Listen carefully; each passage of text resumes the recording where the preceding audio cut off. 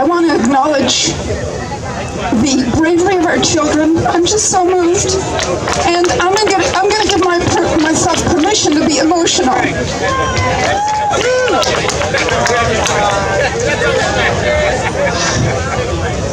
My name is Lucinda, and I'm an artist and a musician, and I had a very full life that was taken from me. All of my shows completely canceled until September.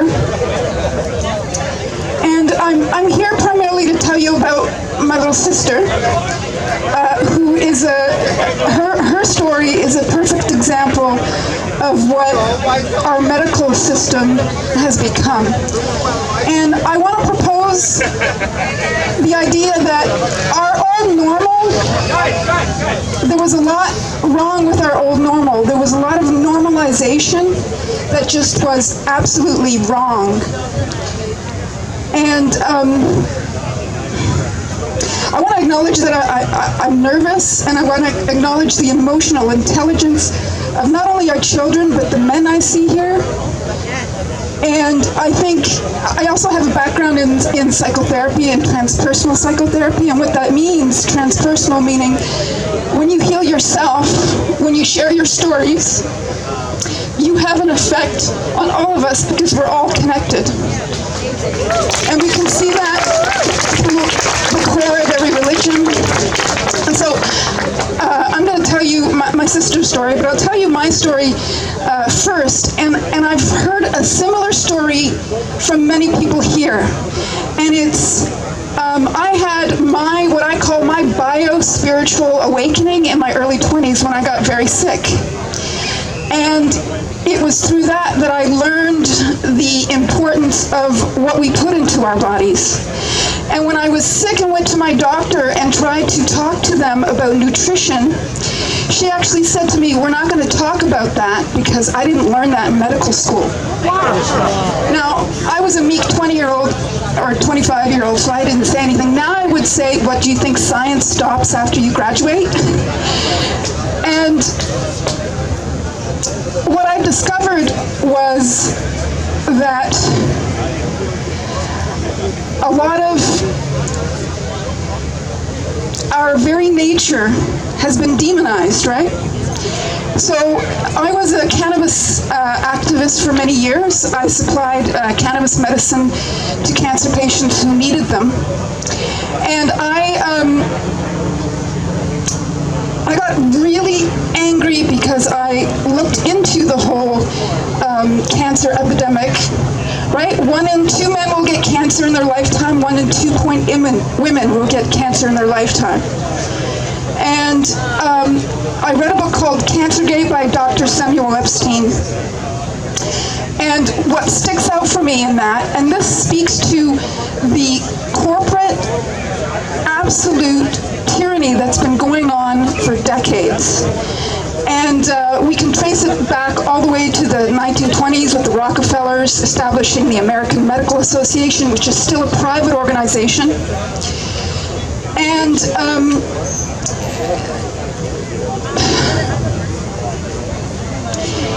what I did was I forced my doctor to look at the issue, and this is what I want to encourage you, and we've heard that from many people here, is to put yourself out there and talk to people, and your doctor is a really good person to talk to. And the way I forced my doctor to look at the issue is I said to him, you know, I've dealt with depression all my life, and I wrote him a 17-page letter on cannabis medicine, and I told him about how my sister's body has been completely wrecked by modern medicine. Elizabeth had her first epileptic seizure 20 minutes after her first vaccines. From then on, I've heard this story many times, that she is not the only one. There's millions out there. People don't understand that a minority can be millions. That's what they don't understand.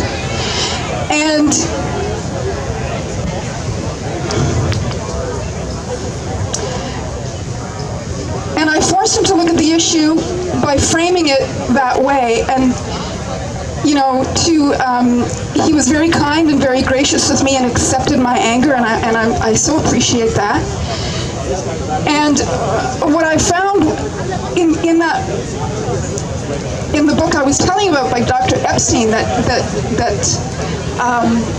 forced me to look at the issue and forced me to do the hard work of talking to my doctor. I was not looking forward to it, but was that there's a huge chemical company called the Imperial Chemical Company, and Dr. Epstein, who has dedicated his life to identifying carcinogenics, went to that company and said, you're using this chemical and everything from toilet paper to fertilizer, and it's carcinogenic, and here's something that costs less and will work for you. And they refused. And why did they refuse? Because when he looked into it, they also owned pharmaceutical companies where their main source of income was chemotherapy drugs. And that's what we're dealing with. We're dealing with a system that has been corrupt for many, many years. So I propose we make our own new normal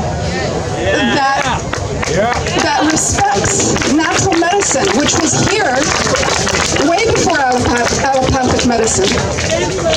Cannabis is a wonderful example of the kind of brainwashing that can happen, right? Here's a plant that our bodies are actually programmed to receive. We have an endocannabinoid receptor system that receives cannabinoids that actually regulate every function in the body.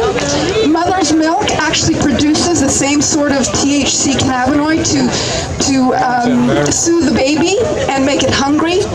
And it was in the pharmacopoeia before the 1930s and was prescribed from everything from colic to headache to cancer. And it was stolen from us. And Terence McKenna said it really well when he said, the idea of a plant being illegal and kept from humanity is just absolutely obnoxious. Right? Exactly. So the reason I brought that up was because in 1948 they did a study with epilepsy with cannabis, and they had an 85% success rate, and it was buried. So my little sister's life could have been completely different. And now my little sister is 45 years old. When she was a teenager, she was a big, tall, lanky teenager. She was mentally disabled from oxygen being deprived to her brain because of the seizures. But she loved to swim and play pool and dance. And she was brought up by parents who thought they were doing what they were supposed to be doing, which is following medical advice. And they came from that generation. And Elizabeth was not supported in her independence. And instead of dealing with the situation and respecting her needs, she was put on more drugs. And she was put on a drug called clozapine. And clozapine's been around since the 50s. And basically what it is it's a parasympathetic nerve inhibitor. So basically, it just kind of dulls the person. And when she was in her late 20s, she was a CAMH, and they would not let her out without giving her this terrible, terrible drug. And it's like watching a loved one be slowly poisoned to death. And when the parasympathetic nerves are basically, all your small muscles of your involuntary systems in your body, like your intestines and your heart and your lungs and your esophagus to swallow food. And I begged my mother to take her off of this because soon after taking this drug, she could not lift her neck and barely walk. Now, my first question is, if she was mentally disabled, do you think they would allow these side effects to be okay? I don't think so. The normalization of these insane side effects, how is it that they can approve a drug for Hodgkin's lymphoma, but the side effect is leukemia? How is that even allowed? Shame! How is that normal? It's not normal. It's shameful. And so eventually, of course, her intestines gave out, and then she started getting lung infections, and then she couldn't swallow. And when I found a death warning by intestinal obstruction on Health Canada and showed it to my mother and had it translated into her language, and she brought it to her doctor, what did they do? They follow what Health Canada tells you to do, to treat the symptom. So it's an on-ending, never-ending side effect after side effect being treated without getting to the heart of the problem. And so now Elizabeth, her esophagus started going, and so now her life is being fed through a tube in her stomach and basically bedridden for the rest of her life. She's been in ICU for 3 months without visitors. She's got the mindset of about a 7-year-old, so I don't even know she understands why her family can't be with her. So but what I love about Elizabeth is that she's amazing. We have a very special connection, and I can enter this place where we lock eyes, and she just beams love at me. And it's just it's a powerful message to me that no matter your circumstances, you can pick, you can choose to be happy. And that was a really valuable lesson to me. And what I think has been amazing here at this protest is the way that